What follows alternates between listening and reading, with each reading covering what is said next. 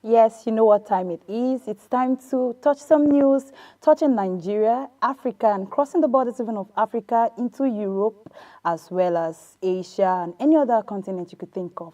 This is your newspaper review on Idea Television, and I am Jacobs Deborah, and I say welcome from Idea Television to you. Now I'll be touching different news, but first, let's dive into our tech news. And the first tech news we'll be taking today is Google pledges $9 billion to expand AI cloud infrastructure in Oklahoma. A big tech move just began, even as Google is rolling out a jaw-dropping $9 billion plan to supercharge its AI cloud game in Oklahoma.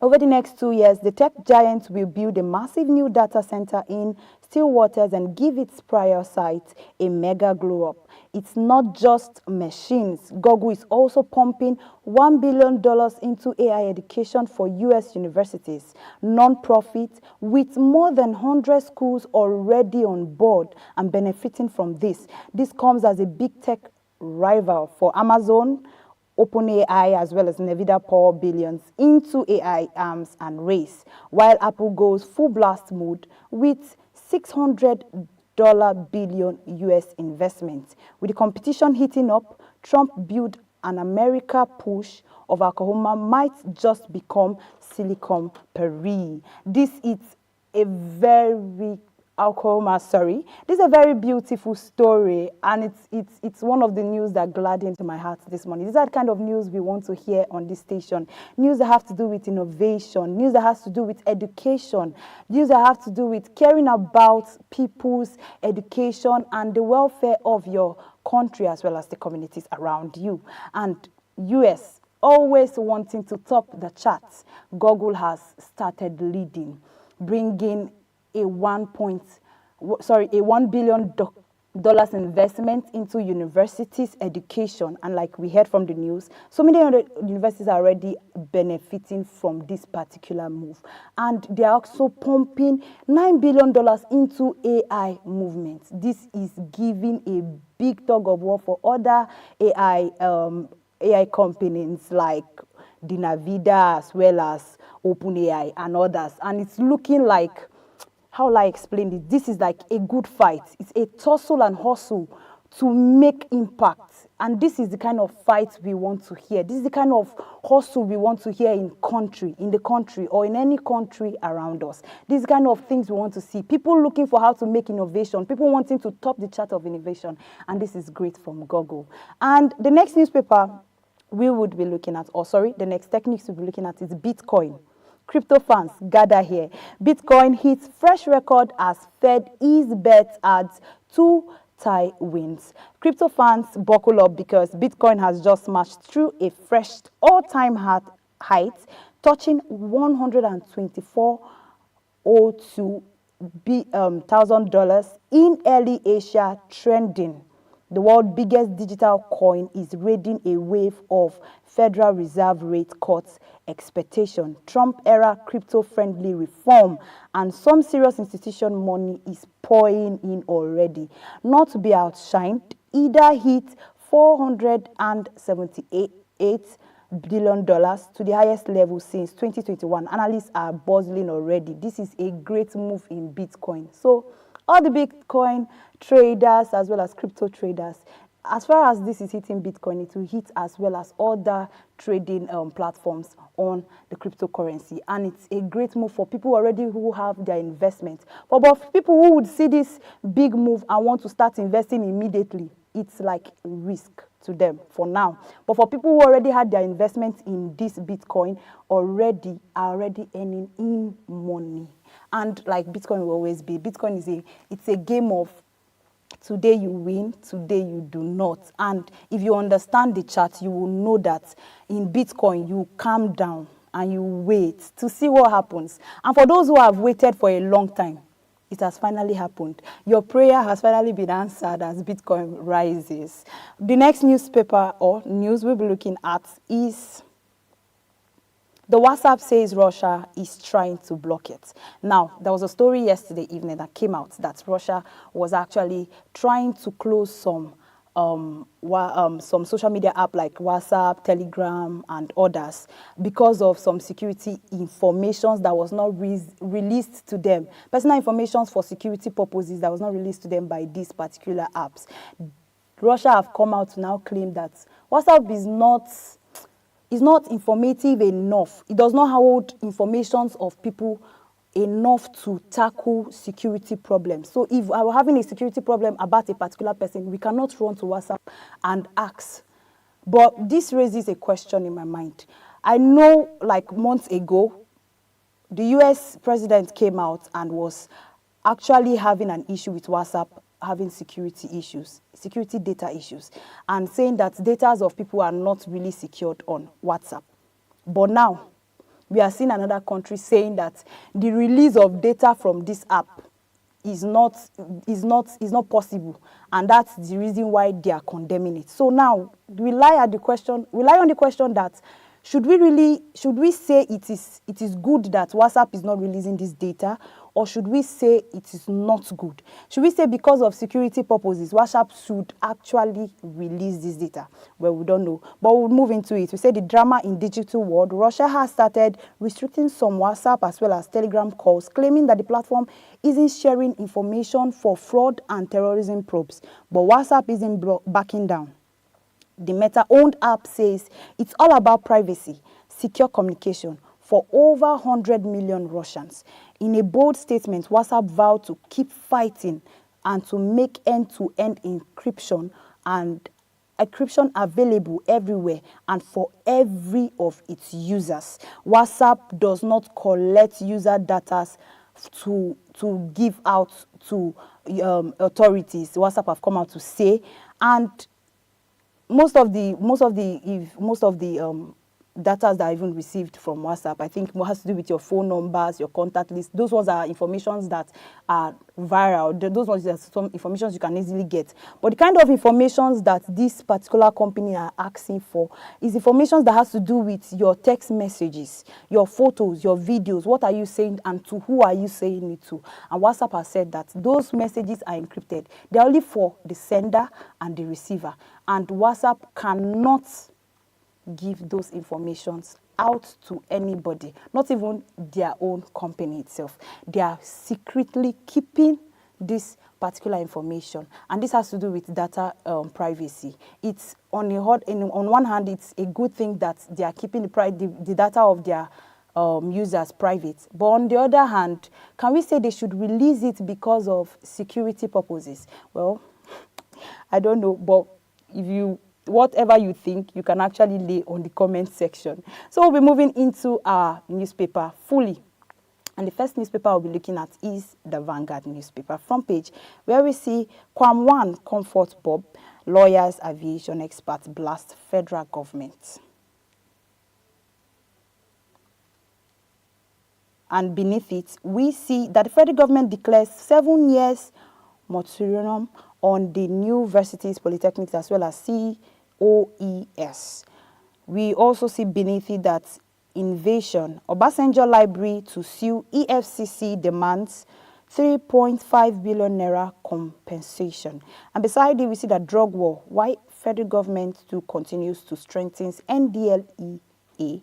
NESA has come out to tell us. We also see FEC, orders ministers to forward list for projects to BPP for security purposes in page 31. And above it, we see that fuel consumption dropped 16% to 1.44 billion liters in June. NAMDRA has come out to proclaim in page 20. And if you look at page 8, we see that reforms, federal government targets 7% economic growth rate by 2027. And in page 8, Tinubu departs to Abuja on two-nation visit. And also in page 7, we see that the UK to deport foreign criminals immediately after sentencing.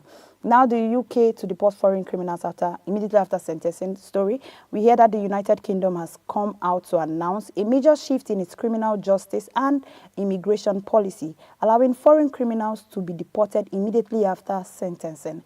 Previously, most foreign offenders were deported after serving 50% of their sentence, but the new policy will reduce it to just 30% and eventually apply immediately. And this is eventually to be applied immediately upon sentencing after most determinant terms. This move is aimed at saving taxpayers money and protecting the public.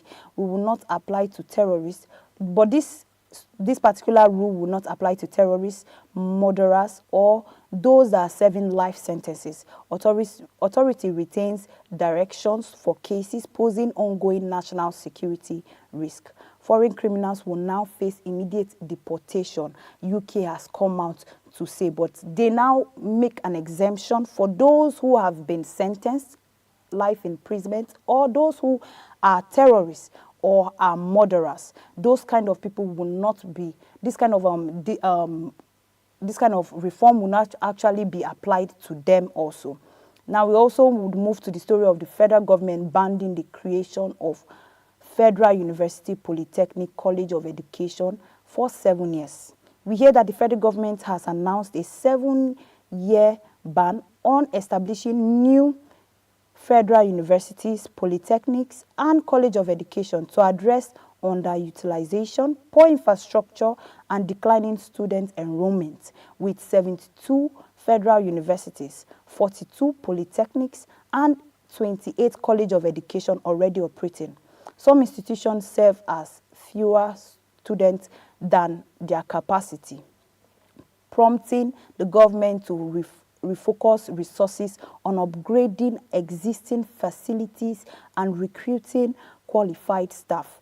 This information is a good and has its own disadvantages at the same time. So its advantage is there and its disadvantage is there. Now on the advantage part, the federal government said this move is actually to reduce the facilities usage and to actually help them work on the facilities on the already existing universities than creating more universities in the country. Now, this is good because for you to say you are more concerned about the facilities than creation of just universities, but also the facilities used by these universities are more important also because of the students who are already who are enrolling into this university is a good thing.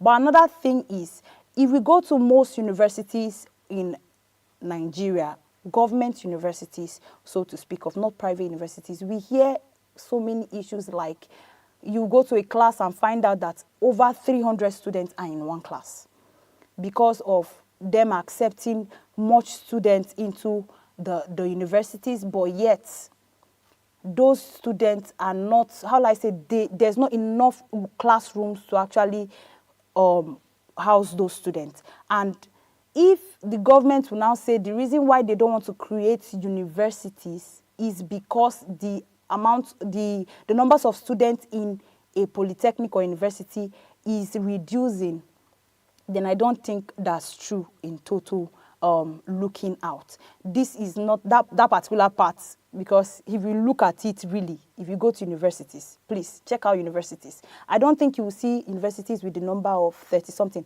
The only courses you will see with those numbers are maybe courses that are not really, like I say, they're not topping the charts, maybe engineering. But when it comes to courses like mass communication, sociology, and all of those other kind of courses, you see that the students are more.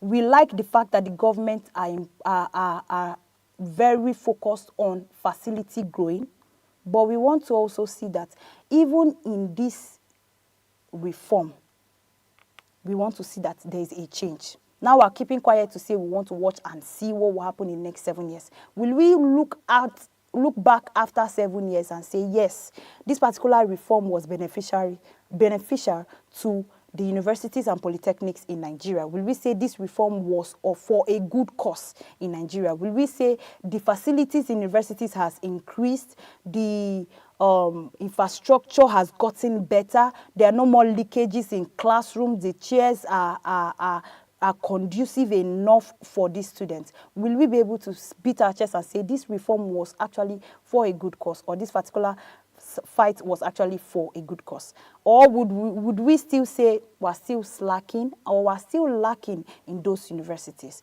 Well, we would look back after 7 years and ask the government this particular question. So we'll be looking into our next newspaper, where we see that Tinubu on third visit to Brazil in 9 months. That is the Daily Trust newspaper front page. Now, we see that also that marketers of Ojulari fix Port Harcourt refinery or resign. We also see poverty, hunger, drive.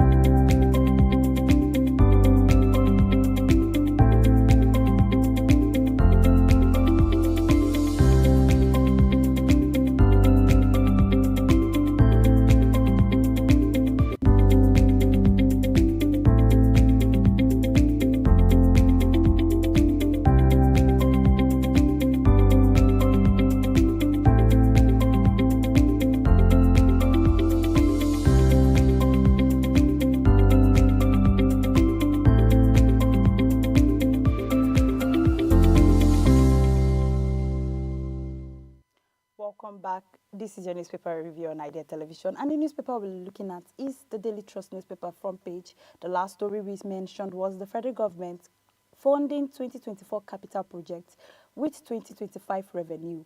The DG budget has come out to say. We also see the big headline that Tinubu on third visit to Brazil in 9 months. That particular story we'll be looking into. We hear that the President Bola Ahmed Tinubu is set to depart to Abuja for 2-nation visits to Japan and Brazil.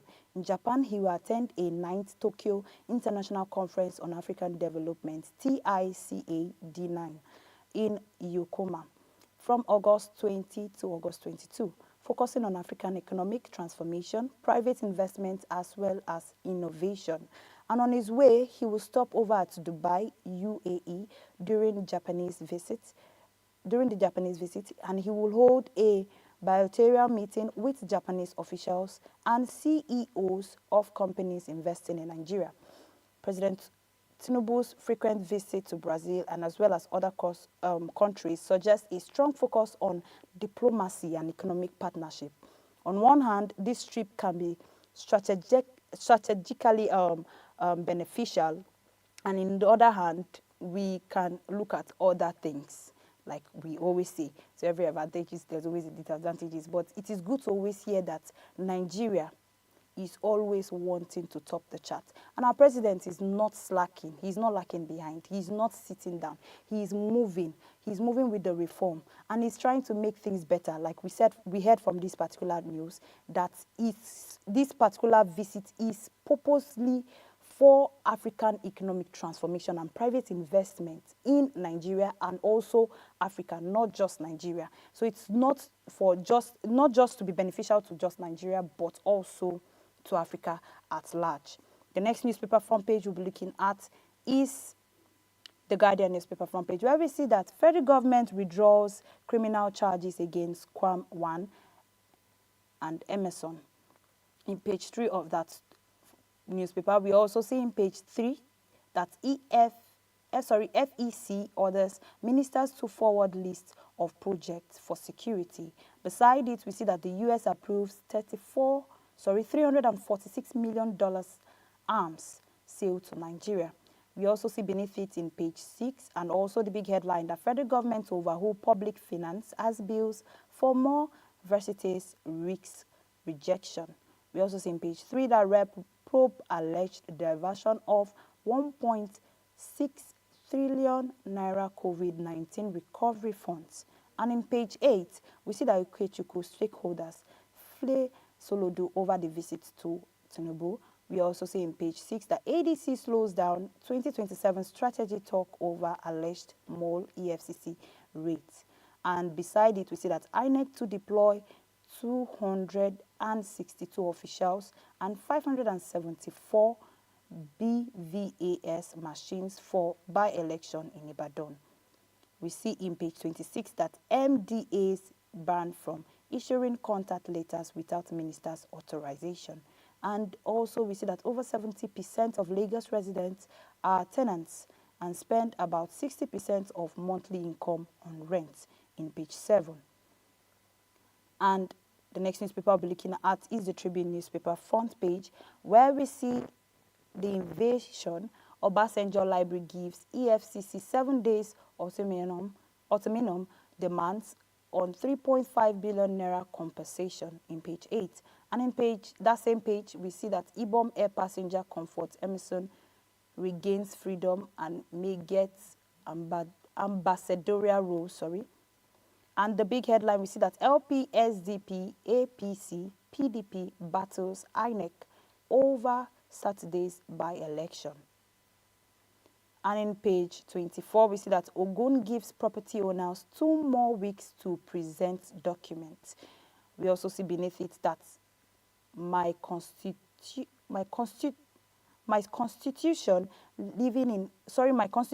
living in fear, Benue Deep Speaker raises alarm in page 20.